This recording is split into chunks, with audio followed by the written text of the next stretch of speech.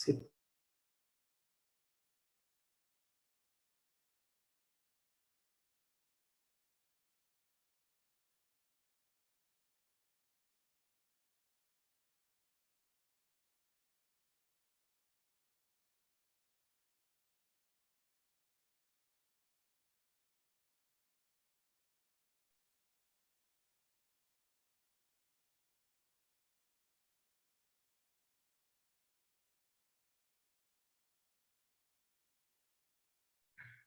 Buenas noches. Buenas noches. ¿Qué tal, Carlos? Muy bien, licenciado, bastante bien, gracias a Dios. Que me alegra. Por ahí, por donde ustedes viven, no está,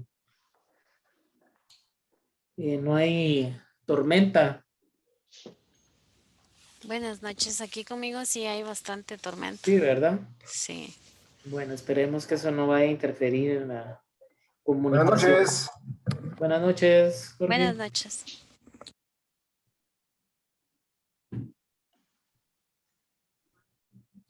Está lloviendo recio, ¿verdad? Sí, está lloviendo recio. Bastante recio.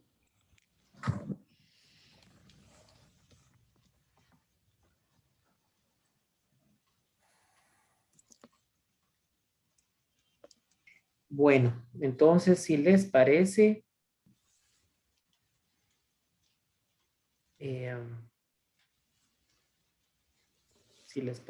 iniciamos. ¿Dónde está? Aquí. Iniciamos con César, Jorge, Eddie y Sí, Dalia. vamos nosotros, ¿verdad, licenciado? Ustedes son El los grupo número de uno. Toshiba. El caso Toshiba, exactamente. Ahí los habilité para que ustedes puedan compartir. Entonces, la idea es que cada grupo tenga 10 minutos, ¿verdad? Una presentación así del caso breve, qué fue lo que encontraron y entonces, si nos da tiempo, pues abrir a una o dos preguntas y eso sería todo. Claro que sí, licenciado. Vamos a iniciar. ¿Me escucha bien? Perfecto. Sí. Sí, ok. Licenciado, disculpe, para poder compartir la presentación, no sé si usted me haría un favor porque no tengo la opción para compartir por los permisos. Fíjese que ya está habilitado Ah, ok, los ya lo permisos. vi, ya lo vi. Gracias, gracias, licenciado. Muy bien.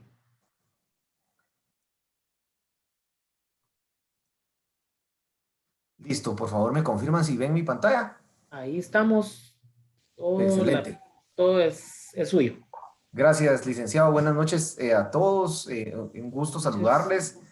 Pues nuestro grupo está integrado por César Ramiro, por Eddie Morales, Idalia Romero y mi persona, Jorge Pais.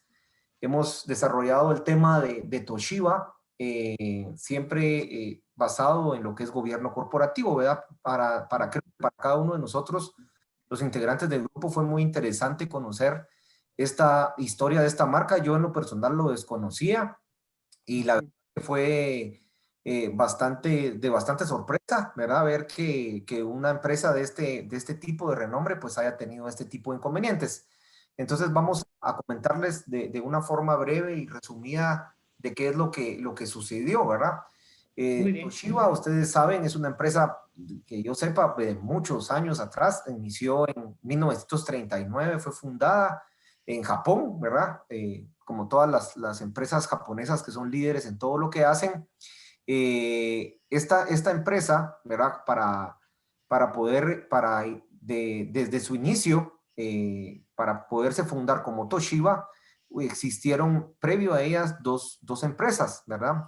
En 1835 fue una de ellas que era Tanaka, eh, que fue una de las primeras fabricantes de equipo telegráfico. Y más adelante, en 1890, se fundó la otra empresa. Si lo estoy pronunciando mal, me disculpan, pero es Hakunetsu Sha.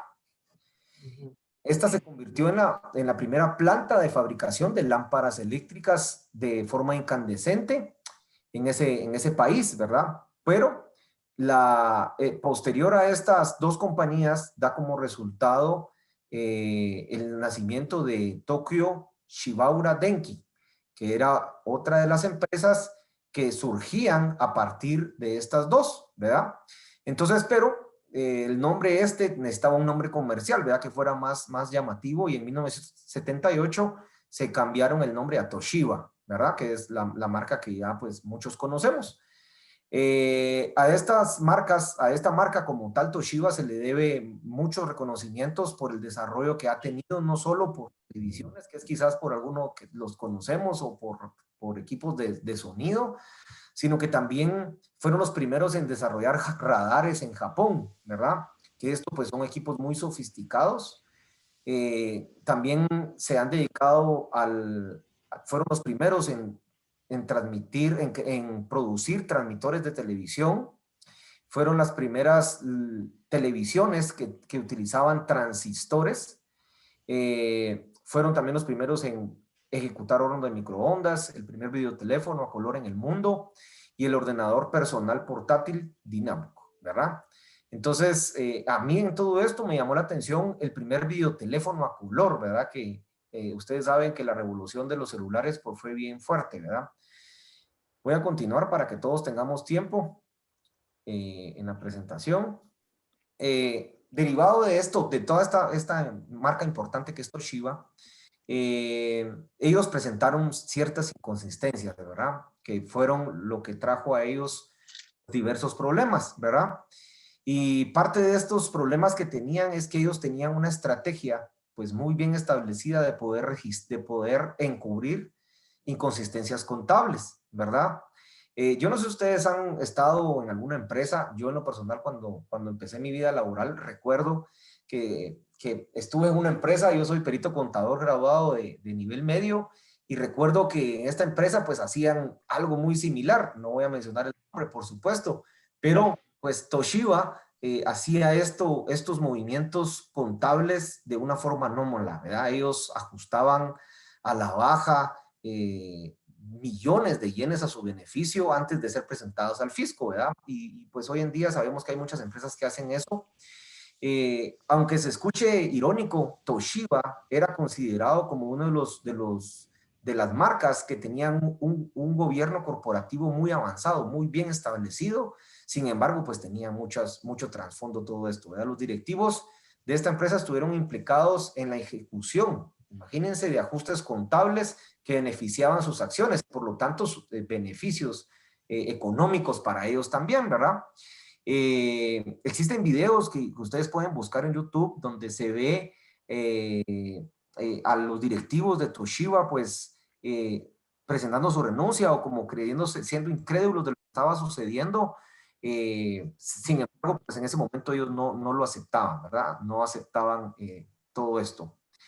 Ellos, a pesar de esto, manipulaban sus piezas a su beneficio, ¿verdad? O sea, ellos movían todos los engranajes a su beneficio, y esto lo hacían para parecer que la fachada de la empresa pues estaba intacta, ¿verdad? O sea, que era una marca muy reconocida, pero al interno, como les digo, tenían un montón de aliados que encargaban de mover todo a su beneficio, ¿verdad? Dentro de la empresa, esto es algo muy importante que les pido presten atención, existía mucha presión a los subordinados de parte de los jefes. ¿En qué sentido?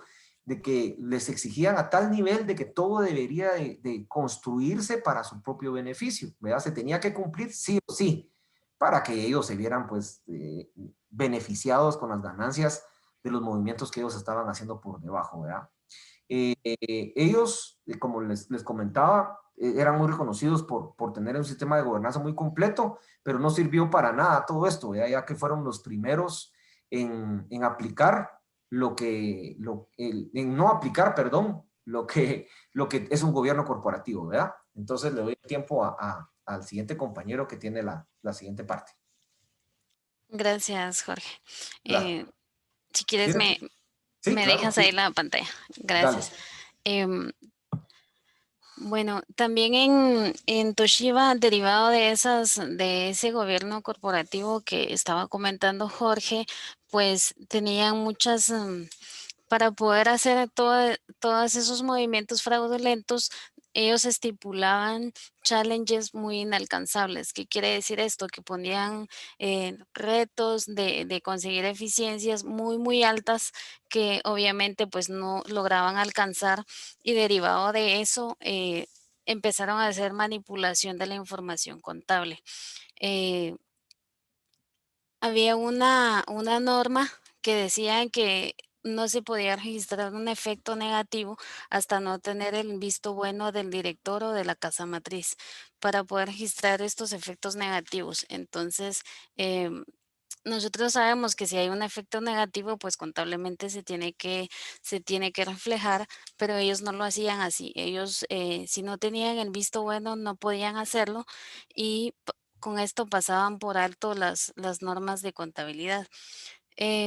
Para evitar esos efectos negativos de los resultados de determinado periodo, lo que hacían es que em, diferían esos efectos negativos hacia los siguientes periodos, y manipulaban completamente la información a su beneficio. Sí, si quieres, cámbiala. Gracias. Con esto lo que pasaba es que resultaban en manipulaciones fraudulentas. Se hicieron manipulaciones en la compañía de ordenadores personales a través de la compraventa entre compañías, llamadas transacciones intercompany, maquillaban la información. También sobreelevaban los precios en el sistema y eso se registraba como un beneficio. Esta elevación de precios fraudulenta fue muy de aumento en aumento hasta que ya no podían detenerla, hasta que se quintuplicaron los precios, imagínense, al nivel ¿a qué nivel llegaron? De que ya no podían hacer nada, sino que se les volvió un círculo vicioso de que año con año tenían que ir incrementando elevando los precios para poder seguir demostrando que tenían esas ganancias falsas que ellos hacían creer que tenían. Eso es todo de mi parte. Le dejo el tiempo al siguiente compañero. Gracias, Edalia. Buenas noches a todos. Pues continuando con el caso de Toshiba, las irregularidades que se estuvieron heredando, puesto que esto pasó de un director a otro, ¿verdad? El nuevo señor o el nuevo director, que se llamaba Sasaki Norio, cuyo predecesor fue este señor Nishida, ¿verdad? Este nuevo director pues tuvo que heredar todo este tipo de irregularidades, a los cuales pues trató de ponerle freno. Sin embargo, pues se vio envuelto en toda esta, llamámoslo así, toda esta corrupción, ¿verdad? Que se dio dentro de la organización, a raíz de que pues, se tenía que dar sí o sí, reflejarle ante el público una estabilidad financiera, a lo cual pues obviamente ocultaban la salud real de esta compañía. Tal así es que en los últimos 3 días de un periodo contable se registró pues 12,000 millones de yenes, que más o menos representan 110 millones de dólares. O sea, imagínense la cantidad de fraude que estaban haciendo en ese momento, ¿verdad? Y todo era para poder reflejar esa estabilidad financiera y que el público pues tuviera esa percepción que esos challenges pues sí eran alcanzables, ¿verdad? Continuando, bueno, no sé cómo cambiar acá, ahí está. Los hechos de fraude contable, pues en junio de 2013, el gerente de adquisiciones y de fabricación que trabajaba desde un tiempo en Toshiba, en la división electrónica, pues fue ascendido a presidente y director ejecutivo. Como parte de la estrategia de gestión, pues Tanaka presionó a sus empleados para que cumplieran esos objetivos presupuestarios, esos challenges que al final pues eran inalcanzables, ¿verdad? Entonces este fraude pues siguió continuando en este ecosistema de presupuesto, y pues finalmente terminó en un escándalo que fue sonado a nivel mundial, ¿verdad? Entonces, así es como se fue materializando el fraude de Toshiba y pues lastimosamente terminó de una mala manera, ¿verdad? No sé si continúa el siguiente compañero. Creo que sí, buenas noches. Bueno, derivado de eso, Toshiba en su balance de verdad, en su balance de situación, no reportó ninguna pérdida, ¿verdad? Las pérdidas que ellos tenían reportadas no las registró. Derivado de eso, ¿verdad? Ellos trataron de reducir sus costos en 1.700 millones de yenes. Sin embargo, la realidad es de que ellos solo lograron reducir en realidad solo 100 millones de yenes, ¿verdad? Y como conclusión, no sé si, como conclusión, pues derivado del análisis que hicimos de este caso, llegamos a la conclusión como grupo dos enseñanzas, ¿verdad? Que nos deja. ¿Va? La primera es que los altos directivos, a veces por lograr de cumplir sus metas, ¿verdad? Ellos alteran cifras, ¿verdad? Y, por ejemplo, en este caso, dejaron que los empleados actuaran, ¿verdad? Actuando por sus propios deseos, ¿verdad? Una de las maneras de lograr lo anterior es poner los objetivos casi imposibles de alcanzar, ¿verdad? Lo que, aunado a la admirable cultura japonesa de obediencia y lealtad, llevó a los empleados a falsear cifras al no poder lograr por los caminos normales y legales las metas a cumplir. La segunda enseñanza que deja esto es de que una vez rota la barrera de alterar las cifras, o sea, una vez la administración o los altos directivos deseen, pues hayan pues tomado la iniciativa de alterar o manipular la información, ¿verdad? Se llega a las subsiguientes modificaciones, ¿verdad?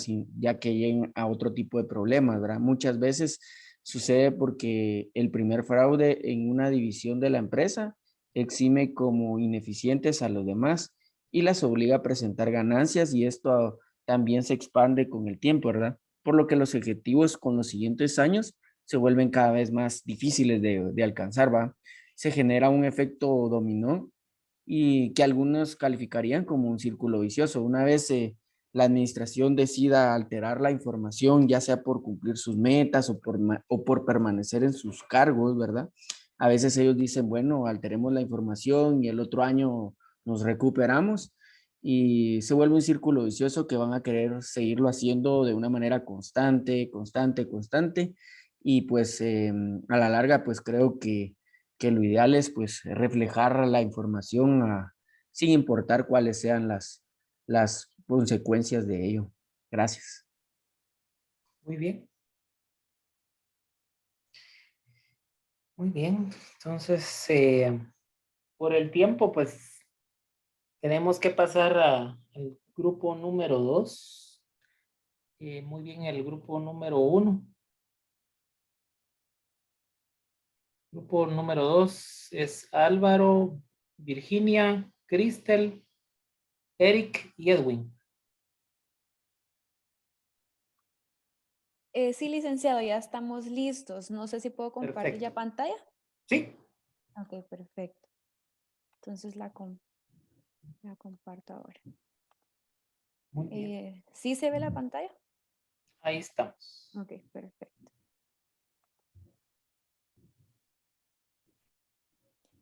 Bueno, buenas noches, licenciado y compañeros. En esta ocasión nosotros vamos a presentar el caso de la empresa WorldCom y como el licenciado ya mencionó, nuestro grupo está integrado por Edwin Jiménez, Eric Canel, Virginia Rivera, Álvaro Aguilar y su servidora Cristel Calderón.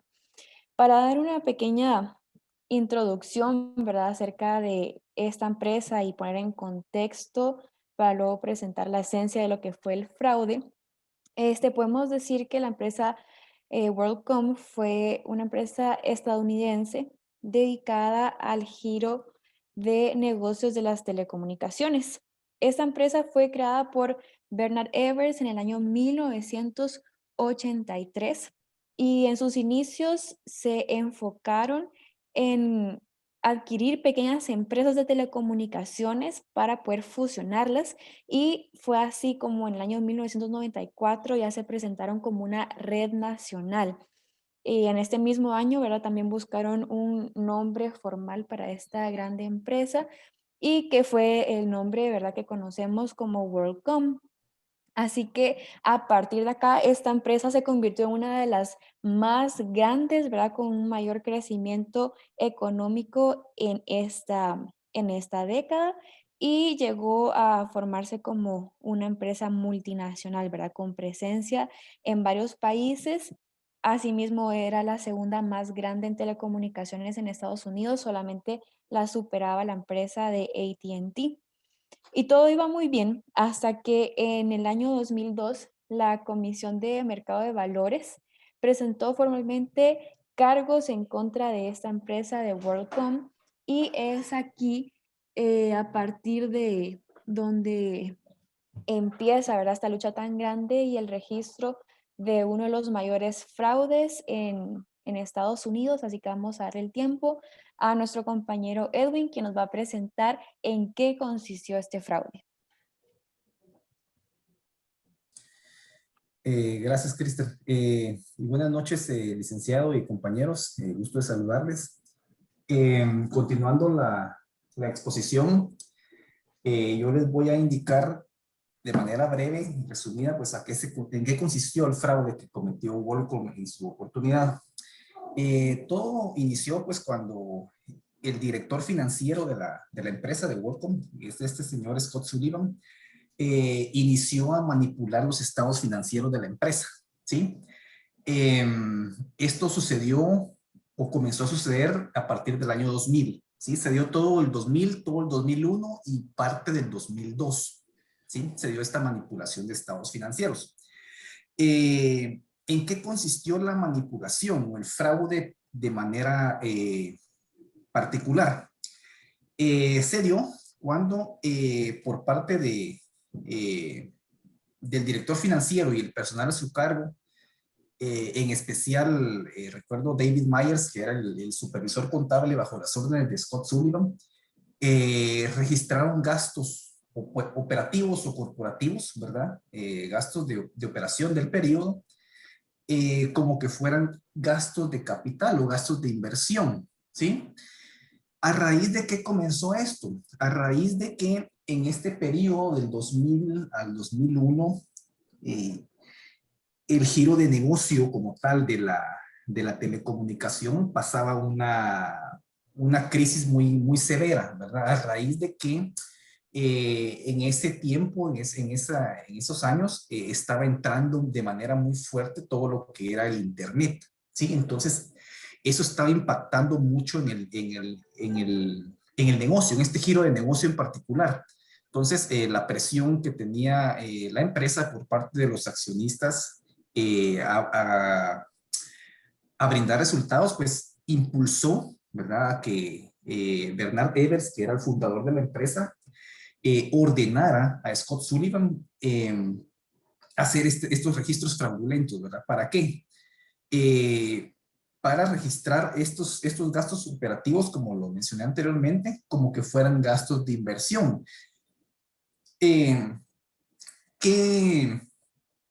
provocaba esto? Que el gasto operativo como tal no iba a afectar directamente el resultado, ¿verdad? En el periodo, sino que se iba a diferir a lo largo del tiempo, algo similar a lo que presentaron los compañeros en el caso anterior, ¿verdad?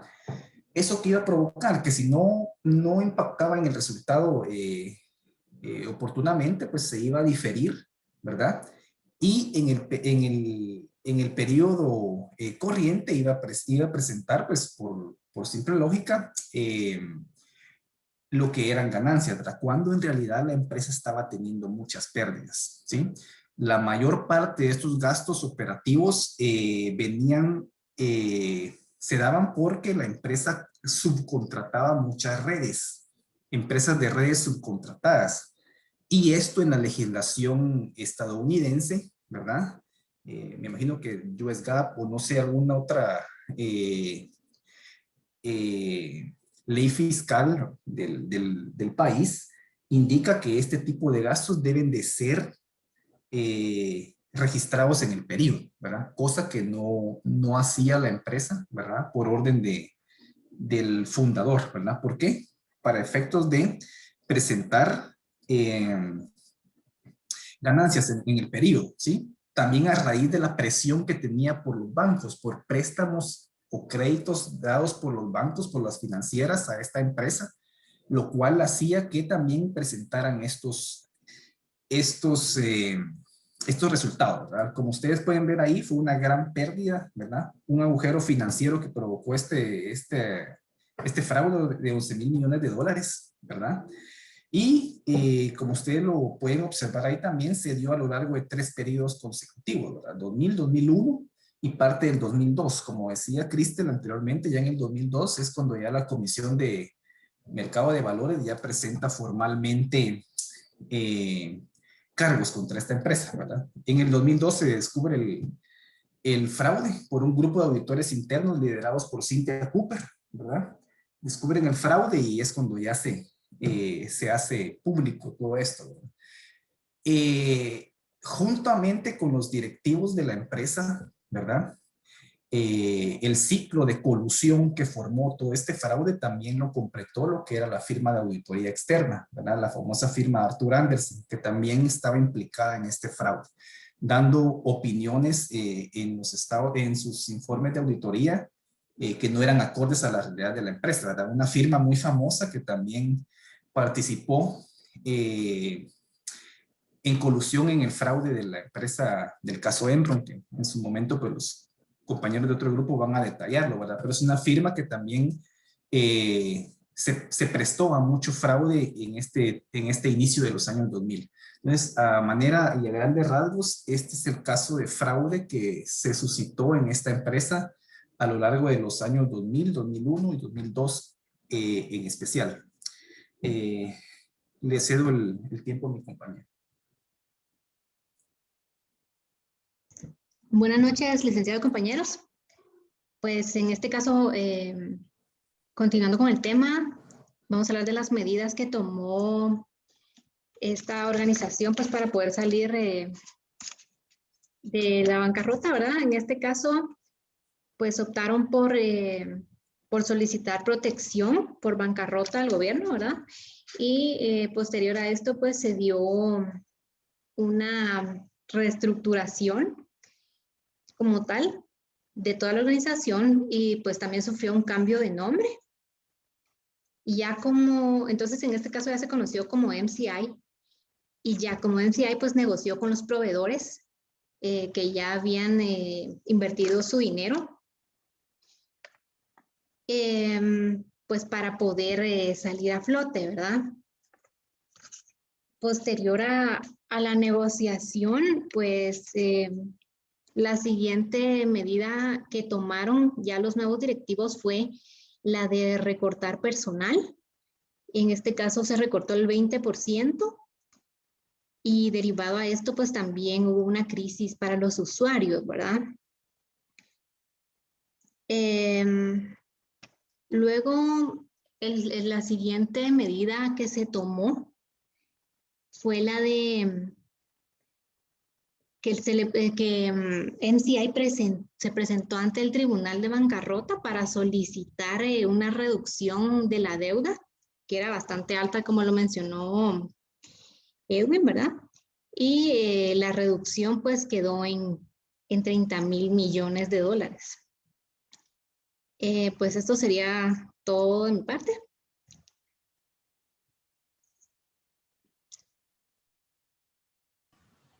Buenas noches, compañeros. Pues en las consecuencias y sanciones que tuvo la empresa, pues quien empezó a revisar todo esto fue la responsable del Departamento de Auditoría Interna, Cynthia Cooper. Empezó a tener sospechas sobre el estado financiero de la empresa, lo que la llevó a realizar una auditoría sin previo aviso a la dirección de la empresa. Dicha información que tuvo la llevó a darse cuenta del fraude que ya existía en la empresa, por lo que pues ella decidió guardar la información dentro de CDs y esta información más tarde fue de bastante ayuda en los datos incriminatorios en los procesos judiciales en contra de Evers. Scott Sullivan dijo haber realizado estos actos como forma de estrategia mientras pasaba las dificultades de la empresa, las cuales pensó que pues sí iban a ser pasajeras, ¿no?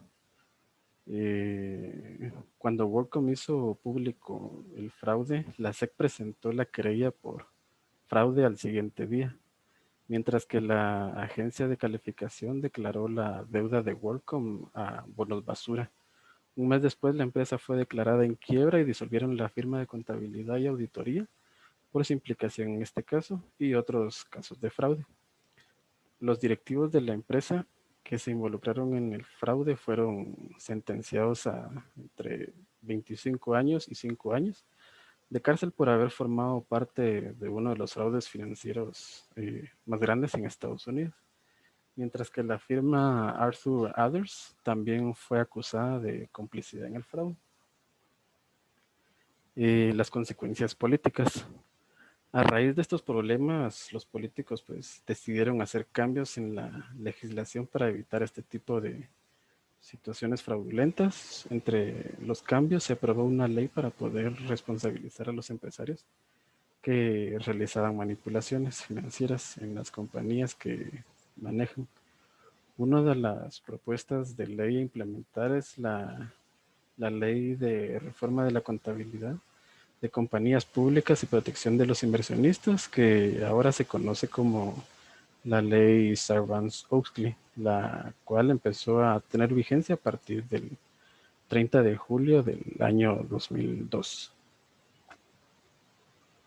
Le cedo el tiempo a mi compañero.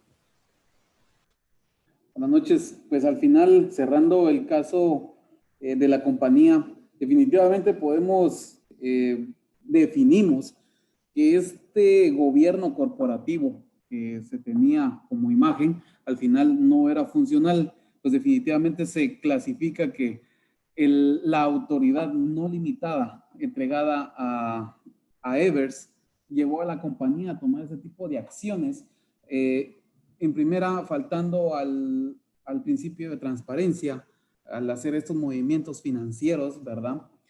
Segundo, el tema de responsabilidad. Igualmente, Evers y Sullivan, bueno, en todo caso, Sullivan pudo haber negado hacer esta acción financiera fraudulenta. Y por último, definitivamente podemos decir que no existió en ningún momento algún interés de parte de todos los involucrados de tener una independencia de toma de acción. Bien vemos actores como la auditoría interna de Arthur Andersen, el cual tenía un interés de largo plazo con la compañía para buscar el beneficio de su firma de auditores ante una compañía de un crecimiento súper agresivo, ¿verdad? Entonces, creo yo que un factor detonante es la cultura que se tenía en esta compañía también, que era muy de autoritarismo, ¿verdad? Que conllevó a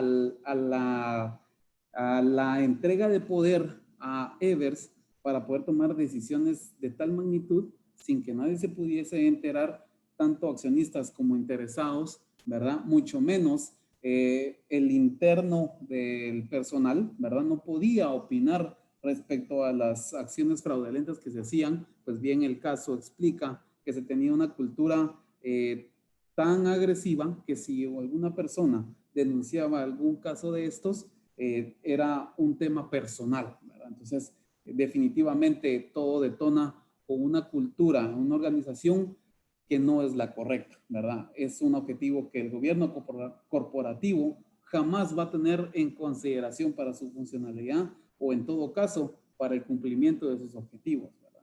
Les agradecemos bastante el tiempo, cerramos con esto. Muchas gracias por su atención, compañeros y licenciado. Muy bien. Muy bien, muy puntual. Felicitaciones. Grupo número 3. Félix, Edna, Olga y María Magdalena.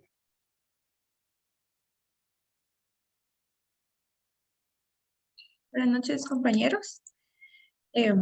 Vamos a continuar. Nosotros somos el grupo número 3 y nuestro caso es el caso Enron. Muy bien. Nuestro grupo está conformado por Olga Lara, María Solís, Félix Alvarado y mi persona Edna Ramacín. El caso Enron es muy mencionado actualmente y un dato muy curioso es que una de las mismas firmas que ya mencionaron anteriormente, que es la de Arthur Anderson, es también implicada en este caso. Bueno, vamos a hablar un poco acerca de los antecedentes, acerca de cómo fue la historia de Enron. Nos dice que en 1985 nació Enron con la fusión de dos empresas. Una de ellas es Houston Natural Gas e Internet Kenneth, que son unas empresas que se dedican a gasoducto. 4 años después, en 1984, Enron inicia la comercialización de gas natural, convirtiéndose en el mayor comercializador de gas natural en Estados Unidos y Reino Unido. Continuando, en noviembre de 1999 es el lanzamiento de Enron Online.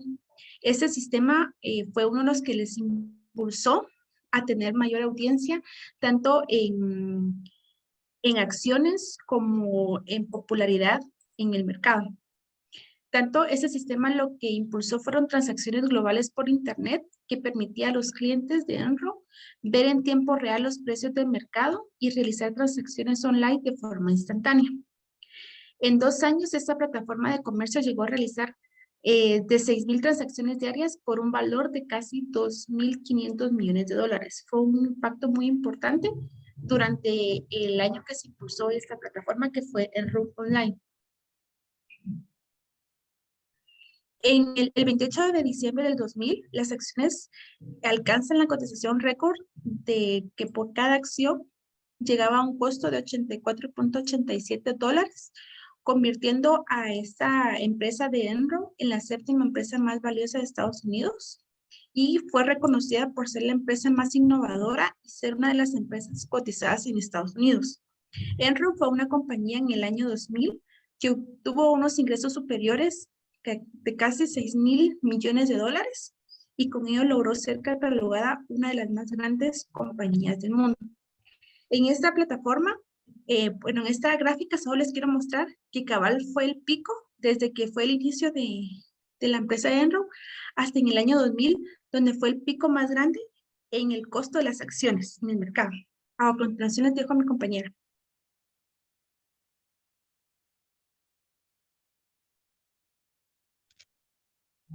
Buenas noches a todos.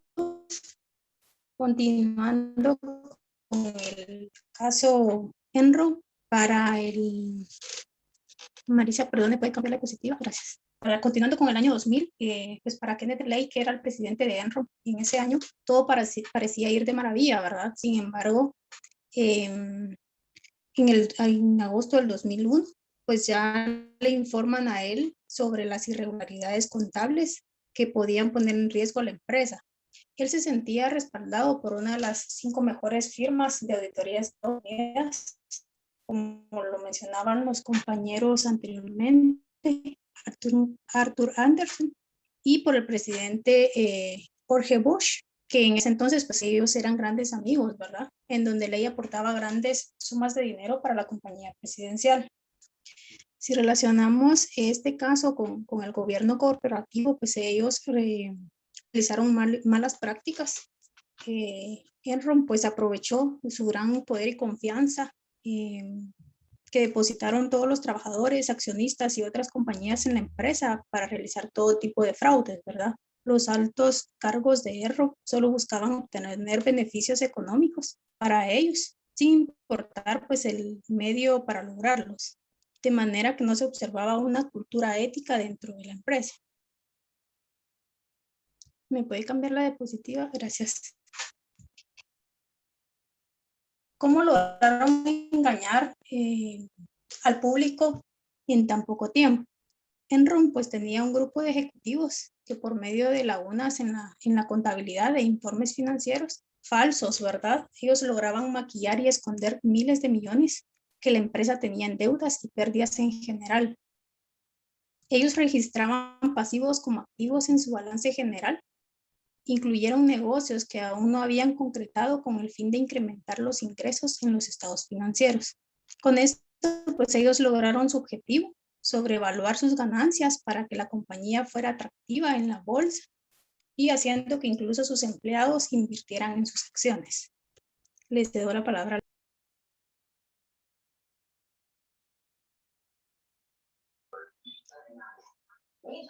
Gracias. El desenlace de la compañía se daría por el cuestionamiento del mercado y principalmente por el artículo publicado por la periodista Bethany McLean en la revista Fortune, el cual decía si Enron está sobrevalorada, afirmando que no era posible que Enron había llegado tan lejos en tan poco tiempo. En el año 2001, Enron declara pérdidas por 638 millones de euros, por lo que causó que dependencias regulatorias como la Securities and Exchange Commission comenzaran a investigar estos hechos, causando el fin del gigante energético. En cuestión de meses, el valor de las acciones costaban menos de $0.26, por lo que se dejaron de cotizar en la bolsa por no tener el valor mínimo de $1 por acción. En enero del 2002 se declaró en bancarrota y la disolución de la firma Arthur Andersen, quien fue la culpable de triturar y hacer desaparecer una tonelada de papeles que descifraban el fraude. Podemos decir que estos sucesos de fraudes fueron los detonantes que permitió establecer la ley Sarbanes-Oxley, cuyo objetivo es establecer medidas más rígidas y eficientes para evitar que las compañías realicen fraude en la bolsa. La caída de Enron conllevó a la disolución de Arthur Andersen, una de las 5 firmas auditoras más grandes del mundo, confirmando que esta empresa destruyó documentos relacionados con las malas prácticas en Enron. Quiero hacer la aclaración que esta empresa de auditoría también tuvo relación con el caso que mencionaban los compañeros anteriores. Realmente Enron es otro gran ejemplo del escándalo de lo que se le conoce como maquillaje de cifras financieras. Quiero mencionar también que el presidente de Enron, el vicepresidente, el director y todos los responsables de la contabilidad sí fueron condenados, la mayoría en prisión, cargos de fraude y tuvieron que pagar multas millonarias para poder salir con libertad. Los dejo con el siguiente compañero. Buenas noches, licenciado. Buenas noches, compañeros. Pues como mencionaban anteriormente, pues Enron fue uno de los mayores escándalos de fraude financiero que hubo en la historia. Y pues este nos da un claro ejemplo de lo que es la codicia, ¿verdad? En donde todo fue realizado por engaños. Cuando se habla de gobierno pues corporativo, pues no, ellos no tenían ni la mínima idea de lo que era poner en práctica todo esto, ¿verdad? Y pues se llevó a lo que es el colapso, demostrando pues enormes pérdidas financieras y como mencionaba anteriormente mi compañera, pues todos fueron condenados y fueron multados por grandes sumas de dinero. Esto pues, con esto finalizamos nuestra presentación de caso Enron.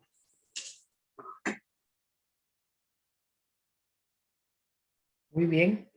Ese caso Enron, yo creo que, si no estoy mal, una persona creo que se suicidó. O sea, sí, fue un caso bastante emblemático. Muy bien, los felicito. Iríamos con el grupo número 4, ¿verdad?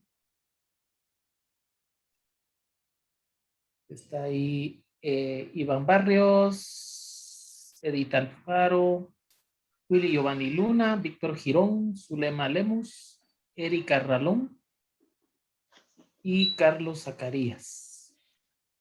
Así es, licenciado, compañeros. Buenas noches. No sé si se alcanza a ver mi pantalla. Sí, ahí estamos. Ok, gracias. En este caso, pues con los compañeros trabajamos el caso Key West Corporation. Básicamente, pues va muy ligado de lo que anteriormente se comentaba y todos tienen la mayoría de los casos fraudulentos en Estados Unidos, pues tuvieron ciertos factores comunes, o es relaciones con Enron, o en este caso, con Arthur Andersen, que como bien sabemos, pues la firma tuvo que desaparecer.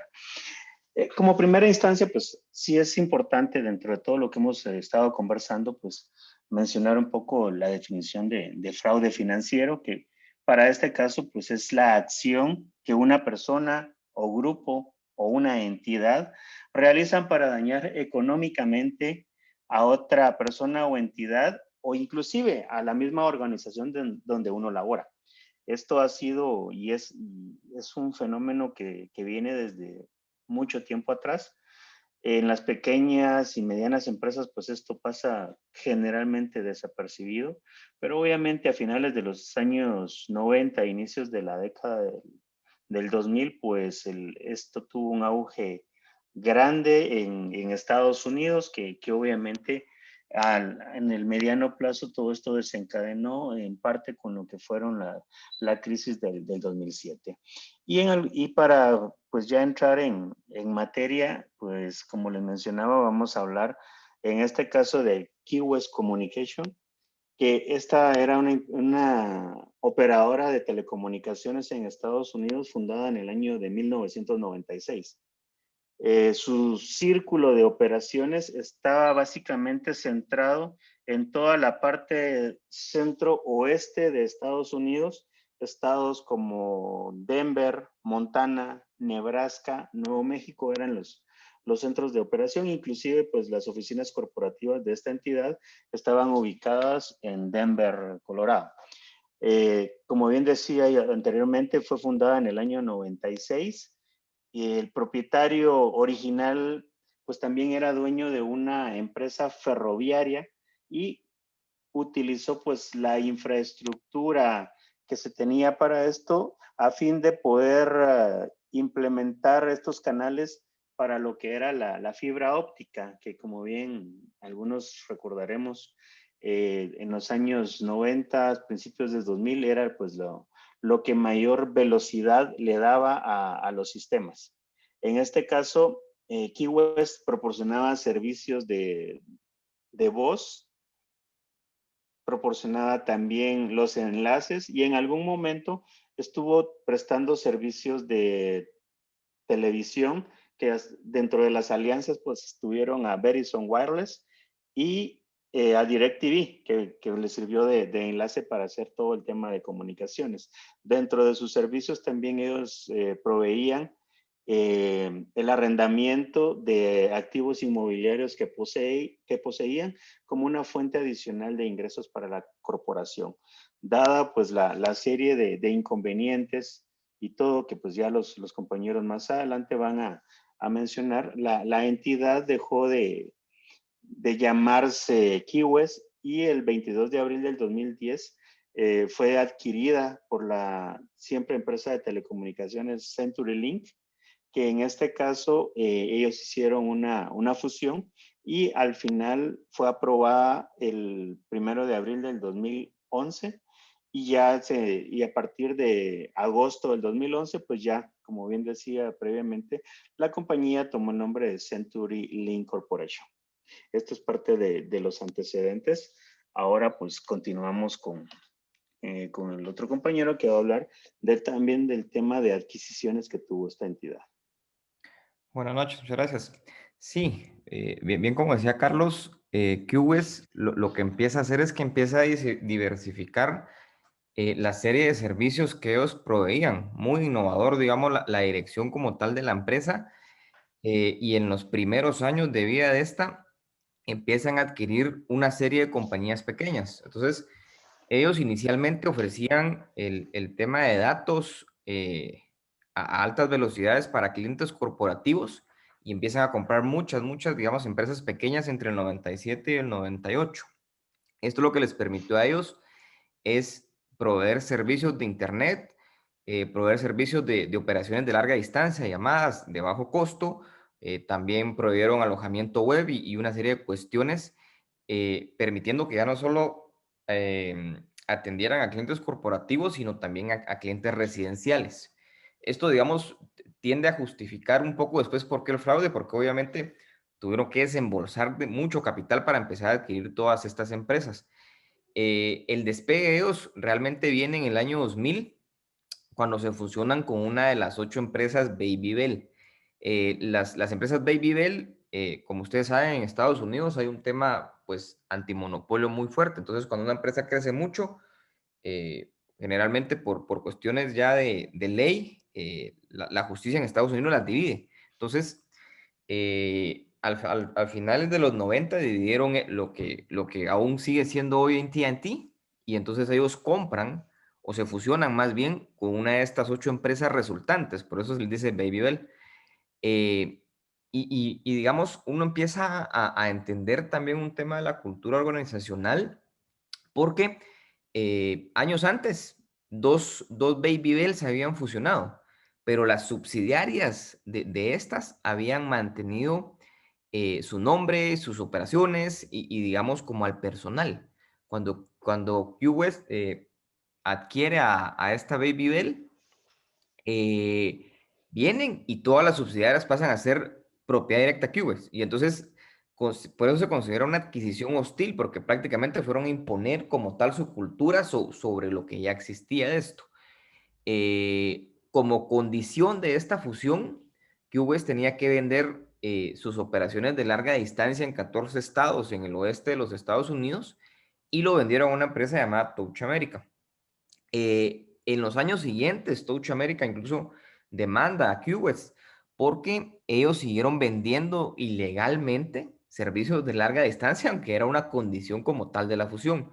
Luego, en 2003, Touch America se declara en quiebra, y entonces QWest viene y adquiere las operaciones como tal de esa empresa. Entonces, vamos también empezando a ver cómo es un poquito la cultura organizacional y cómo las decisiones de los directivos empiezan a permear hacia abajo. Por último, ellos en 2002 tienen que vender unas operaciones de directorio que digamos, cuestiones más enfocadas a servicios corporativos, a un capital privado, a una entidad de capital privado, porque necesitaban cash, o sea, necesitaban generar flujo de efectivo, porque si no, ellos iban a caer en quiebra. Esto debido, digamos, al colapso de la burbuja del .com, y entonces tienen que deshacerse como tal de esas operaciones para generar dinero. De nuevo, una alerta ya que te empieza a marcar de lo que venía a futuro, porque si una empresa es sólida, no necesariamente tiene que empezar a deshacerse de sus operaciones para generar efectivo, ¿verdad? Y básicamente con eso pasamos al siguiente punto. Buenas noches a todos. Ahorita se le va a indicar sobre los fraudes que cometió la empresa, ¿verdad? Que son parecidos a la que los otros compañeros presentaron. Entre esos se puede decir que hubo manipulación de la contabilidad. También inflaron sus ventas. Estafa más de $3,000 millones de ingresos anuales. Hubo 71 millones para inflar situación financiera, lo que incrementó el valor de sus acciones, ¿verdad? Y 1,160 millones en ventas y otros gastos. Hubo también muchos sueldos elevados, lo cual pues trajo problemas a la empresa, y entre eso pues la quiebra de otras empresas. El otro compañero les va a seguir explicando sobre la exposición.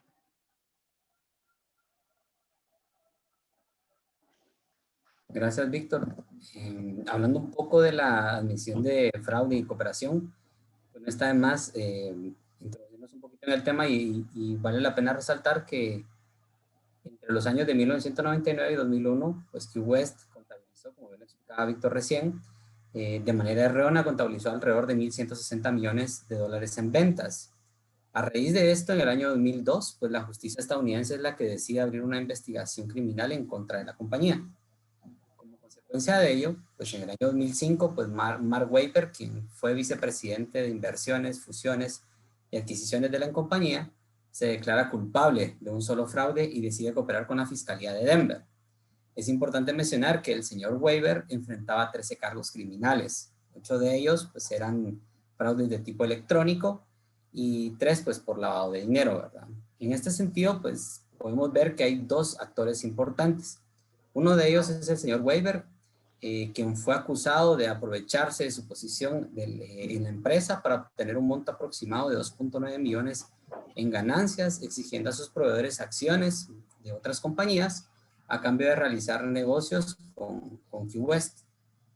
El otro es el señor Joseph Nacho, quien era director ejecutivo y presidente de la compañía en ese entonces, quien fue acusado con 42 cargos de uso ilegal de información privilegiada, además de haberse deshecho ilegalmente de más de 100 millones en acciones.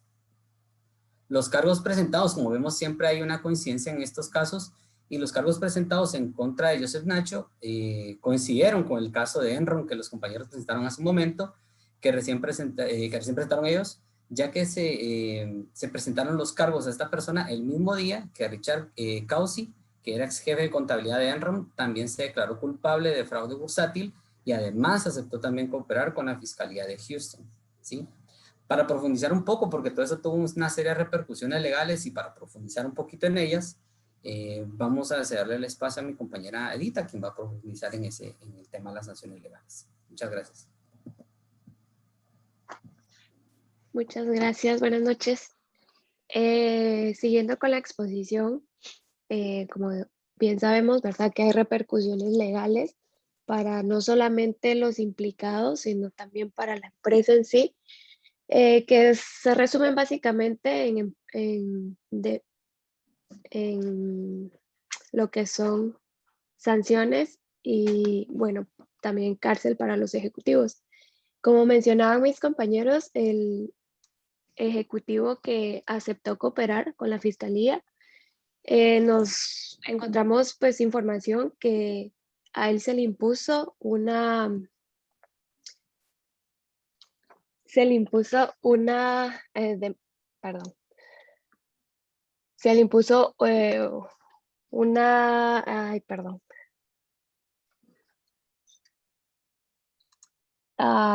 pues $1 millón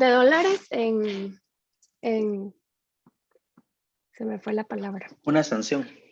Eso, perdón, gracias.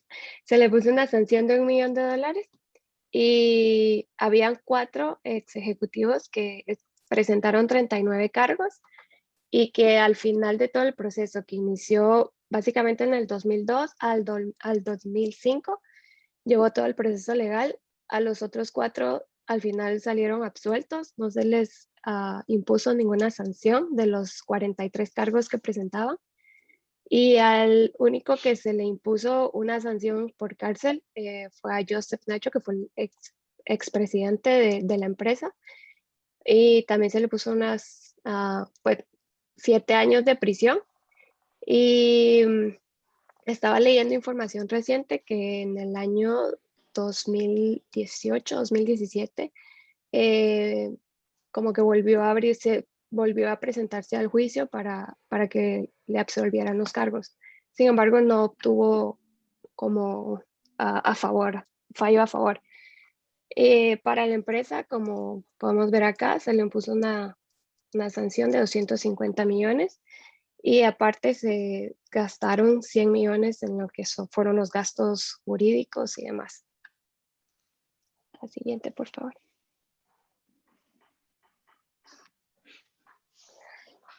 Y para finalizar, como mencionaron mis compañeros, se anuncia en el 2010 por CenturyLink la adquisición de Qwest, pagando $22.400 millones y con esto se adquiere el 50.5% de las acciones, y esto también incluye la deuda que Qwest tenía por $11.800 millones.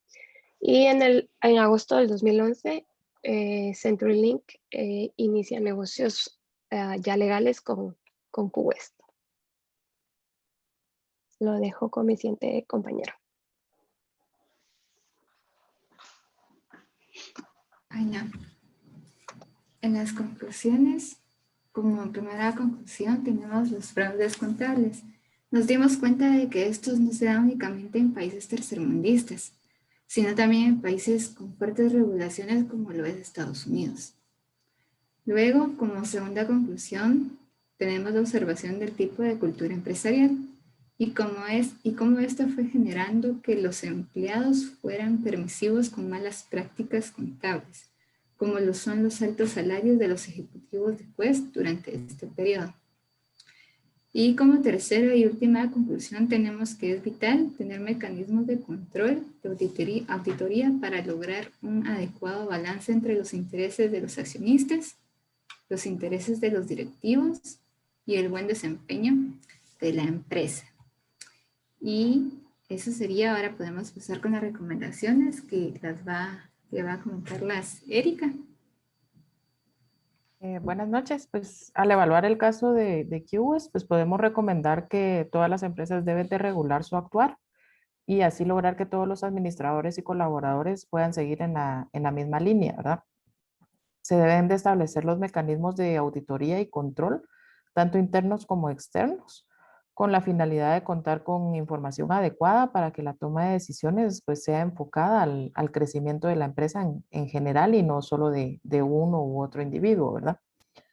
También las empresas deben de contar con escalas salariales que mantengan constante revisión, ¿verdad? En donde se puedan evaluar los salarios muy altos o muy bajos y así evitar el conflicto de intereses que los colaboradores o los administradores puedan tener y que le afecten a la organización, como el caso de los proveedores, ¿verdad? En cuanto a los gobiernos y las entidades estatales, pues establecer mecanismos obligatorios de auditorías y buenas prácticas contables para las empresas que quieran laborar en el país y por lo tanto, pues evitar fraudes que afecten a la economía general. Muchas gracias a todos por su atención. Acá cerraríamos la presentación de QWest. Muy bien. Gracias, grupo número 4, y por el tiempo entramos al grupo número 5.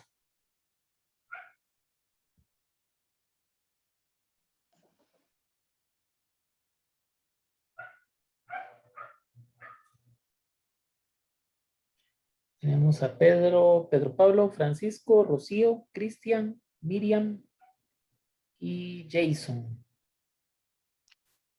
Buenas noches a todos. Si puedes proyectar, por favor, Cristian. Ahí estamos, viendo la presentación. Solo ponerlo en modo presentación. Bueno, buenas noches, compañeros. Buenas noches, licenciado. El grupo, como bien mencionó, está formado por Cristian Varillas, Francisco Chu, Mike Schutze, Miriam Soto, Lucío de Paz y Pedro Pablo Bobul. Siguiente. La historia de Tyco principia en 1960, cuando la misma es fundada por Arthur Rosenberg. Tyco empezó inicialmente como un laboratorio de investigación y estaba enfocado en hacer trabajos experimentales específicamente para el gobierno de los Estados Unidos. Con el correr de los años, se convirtió en una empresa dedicada a la fabricación de productos industriales. Para el año de 1964, es decir, 4 años después de su fundación, hace una oferta pública de acciones y empieza el siguiente año, en el 65, con una estrategia de crecimiento que se basaba específicamente en la adquisición de otras empresas. Lo que buscaba era adquirir empresas rentables para administrarlas y ofrecía con esto aumentar los beneficios de todos los accionistas de las empresas que compraban y de la empresa Tyco en general. Siguiente. En el año 1973, Tyco empieza a cotizar en la bolsa de valores. Para ese año, alcanzó ventas superiores a los $500 millones y logró alcanzar un patrimonio neto de casi $140 millones. En el año 1986, Tyco empieza una reorganización de sus filiales. Estas dieron origen a los negocios actuales. Básicamente se dividía en una parte eléctrica y de componentes electrónicos tenía otra área de servicios médicos y productos especializados para bomberos y servicios de seguridad y controladores de flujo. Para el año 1962, Denis Kozlowski se convirtió en el CEO de Tyco. Este inició una agresiva campaña de adquisiciones, la cual duró del año 1991 al año 2001. Y durante este periodo adquirieron más de 1,000 empresas. Es de hacer notar también que en el año 1993, ya cuando este señor Kozlowski estaba de CEO, cambió el nombre a Tyco Internacional. Y con esto él buscaba reflejar que Tyco tenía una presencia a nivel mundial. Entre las empresas que compraron estaban también empresas como ADT, Brad y otras divisiones del negocio, que eran parte anteriormente de Siemens, de Raytheon y de AT&T. Con la adquisición de ADT Security en el año 1997, Tyco trasladó su sede a Bermudas, a Puerto de Bermudas. Es decir, pues prácticamente era un paraíso fiscal, ¿verdad? Continuamos.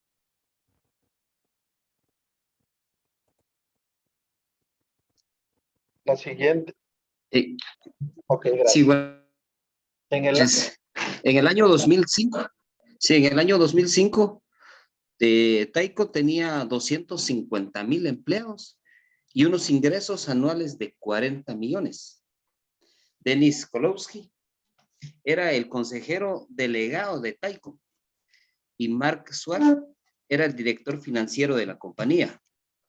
En el año 2008 tenían una plantilla de 113,000 empleados en todo el mundo y alcanzó unas ventas de 20 millardos de dólares. Continuemos. Bueno, dentro de estos, pues, como algo en común, los actos dentro de lo que hemos expuesto, ¿verdad? Actos ilícitos. En el año 2002, la Fiscalía inició una investigación a los directivos de Tyco por sospecha de actos de corrupción en la empresa.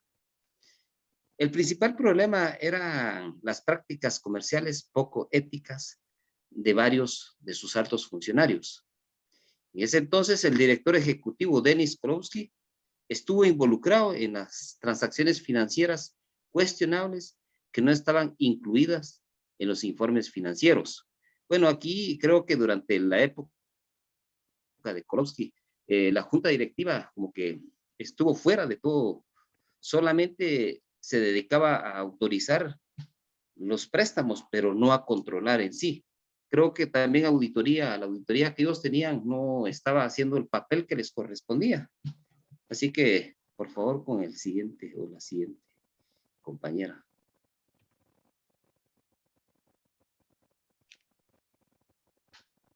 Continuando con los actos ilícitos. Entre los años 1999 y 2001, estuvo el fraude que iba acompañado de préstamos y bonos injustificados. También se dio lo que es el producto del fraude de irregularidades contables de los señores Kozlowski y Starr. Lo que habían saqueado eran 600 millones de la compañía mediante estafas accionarias, robo y autopréstamos, que estos nunca fueron devueltos. La siguiente. Otros actos ilícitos estuvo también lo que encontró el fiscal del distrito de Manhattan, lo que declaró ante el juez a cargo de la causa del PBC, conocida la mayor parte de las operaciones por parte de las cuales han sido sentenciados los señores estos, Kozlowski y Starr, lo que incluye lo que es la malversación y desvío de dinero del empresario a cuentas de ambos reos. En su momento, pues, eso fue la justificación de su detención.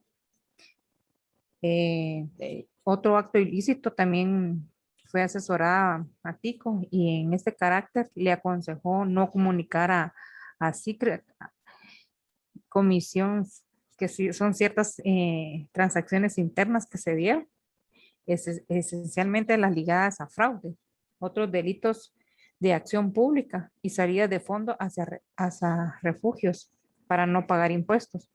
Pues con esto, pues ellos querían justificar más por algunas evasiones que se dieron en su momento, cosa que quizás por eso es que no lograron justificarlo, ¿va? Y por eso fueron sentenciados estos señores. Continuamos con la presentación. Buenas noches a todos. Continuando con la presentación. Como ya les habíamos comentado anteriormente, estos dos ejecutivos quienes estaban al frente de esta corporación, realmente encaminaron un trazo financiero totalmente falso. Y a esto se debió a su falta de ética que ambos tenían planeado, por así decirlo. Entonces, esta falta de ética que comandaron estas dos personas les llevó prácticamente a una condena de 25 años de cárcel cada uno, faltando más que todo a un principio fundamental de la empresa, que es agregarle valor, ¿verdad? Entonces, estos dos ejecutivos tal vez fueron cegados por la codicia, tomaron estas decisiones, ¿verdad? Que aparte de crear bonos personales sin ninguna justificación, lograron pues este tipo de investigación que pues al final llegó al punto de ser culpables los dos. Si hablamos un poco de números, prácticamente las consecuencias fueron devolver a los inversores más de 134 millones de dólares y aparte multas de 70 millones y 35 millones respectivamente a los dos ejecutivos. Imagínense, pues ya 264 millones, pues como una sanción fue algo realmente que quedará en la historia, ¿verdad? Como una de las investigaciones más grandes que hubo en el país. Luego de esto, pues la empresa Tyco Internacional pues acordó pagar 2.975 millones de dólares para cerrar las demandas pendientes, ¿verdad? Y esto pues lógicamente por la irregular gestión que había tenido Tyco, pues prácticamente su valorización se había venido por los suelos. En el año 2007, Tyco pues informó que había perdido prácticamente 1.368 millones de dólares como una empresa independiente, ¿verdad? Entonces, prácticamente esto se dio a raíz de todo el escándalo que se vio de la matriz que era Tyco en su momento. Entonces, ya casi que para terminar, ¿verdad? Una de las decisiones del grupo fue dividirse en tres aspectos comerciales. Uno de ellos era servicios de salud, otro fue sector financiero y por último el sistema de seguridad. Entonces, le dejo la palabra al siguiente compañero. Buenas noches, licenciado, compañeros. Continuando con el tema de la empresa Tyco, pues obviamente lo que ya expusieron mis compañeros tuvo efectos para todas las partes relacionadas, ¿verdad? La empresa, los accionistas, los empleados, la sociedad y obviamente pues el gobierno corporativo. Para la empresa, pues se vio afectada en el que el valor de sus acciones en la bolsa se desplomó drásticamente a causa del fraude. Para los accionistas, pues se vieron perjudicados, ya que comenzaron a obtener pérdidas. Para los empleados, pues se vio reflejado en los despidos y cierres de oficinas, ¿verdad? Porque todos estos fraudes y todas las situaciones que se estaban dando, pues en el nivel superior, realmente no era del conocimiento de los empleados. Para la sociedad, pues también se vio afectada porque las personas perdieron la confianza que tenían en la empresa. Y pues el gobierno no realizó una buena función sobre el control de las empresas, las operaciones que se realizaban y mucho menos en el pago de impuestos, ¿verdad? Porque ellos también evadieron ciertos pagos de los impuestos. En la siguiente diapositiva podemos ver que también se debieron de tomar algunas medidas para mejorar la gestión empresarial. Y esto comenzó con la reelección de Edward Brin como director principal. Y esta persona lo que llegó a hacer fue tomar las medidas necesarias para ayudar a estabilizar la empresa y recuperar la confianza de cada uno de los accionistas. También vemos que habían nuevas responsabilidades para los miembros de la junta directiva y también aprobación de nuevas guías de conducta ética para los empleados. Entonces, acá yo les puedo mencionar que dentro de las medidas que se tomaron, ¿verdad? Para mejorar el gobierno corporativo, fue comenzar por impulsar una nueva normativa, pero sobre todo trabajar en la ética que debían de tener las personas que iban a estar no solo al frente de la empresa, sino que esto fue replicado en todos los niveles de la misma. Y con estrategias como estas fue que la empresa Tyco pues logró recuperarse y salir adelante de una crisis en la que se vio sumergida por la mala toma de decisiones. Continuamos con el siguiente compañero. Buenas noches a todos. Pues la situación actual de la empresa Tyco, como mencionaba mi compañera anteriormente, Tyco se logró salvar en buena parte gracias a la sólida y rentable actividad productora que proporcionaba una amplia gama de productos, ya que como lo vimos anteriormente, en un periodo de 10 años, Tyco adquirió alrededor de 1000 empresas.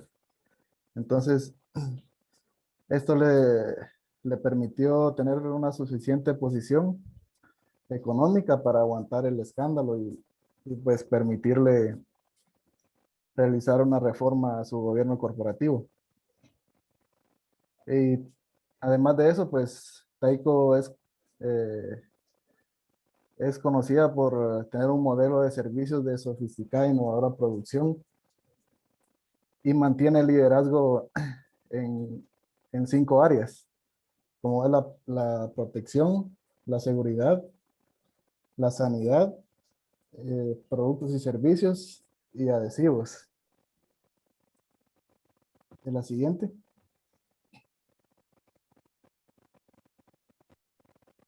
Como conclusiones de este caso de fraude de Tyco, pues en primer lugar tenemos el caso que se evidencia los problemas de agencia y la falta de un gobierno corporativo. Como vimos en este caso, pues la avaricia de este señor Kozlowski, pues prefirió anteponer sus intereses personales antes que los intereses de los accionistas y todos los integrantes del grupo de interés que relaciona con la empresa, ¿verdad? Como lo vimos anteriormente. Y gracias a esto, pues la junta directiva, como lo mencionamos anteriormente, tomó un papel importante para tomar acciones y generar un buen gobierno corporativo. En el segundo punto, pues las empresas de auditoría externa tienen una responsabilidad muy grande, ya que son quienes avalan los estados financieros publicados y pues al no realizar su trabajo éticamente se convierten en cómplices de la administración. Pues en este caso, cuando hicieron una revisión más a fondo de los estados financieros de Tyco, pues encontraron que habían errores por más de 300 millones de dólares. Pues esto evidencia que la parte de auditoría pues no estaba haciendo bien su trabajo, o tampoco estaba publicando esos errores, lo que lo convierte también en cómplice, ¿verdad? Y por último, pues a pesar del escándalo que sufrió la empresa, pues han surgido consecuencias positivas, ya que les permitió generar oportunidades para fortalecer las prácticas empresariales de la compañía, así como también establecer un gobierno corporativo. Gracias a que la junta directiva pues, y el consejo de administración ya tomaron cartas en el asunto. Así como lo vimos en el curso, pues esto es parte del liderazgo corporativo que cada empresa debe de tener, y gracias a eso pues se logra un buen gobierno corporativo. Esto ha sido toda la presentación. Gracias por su atención.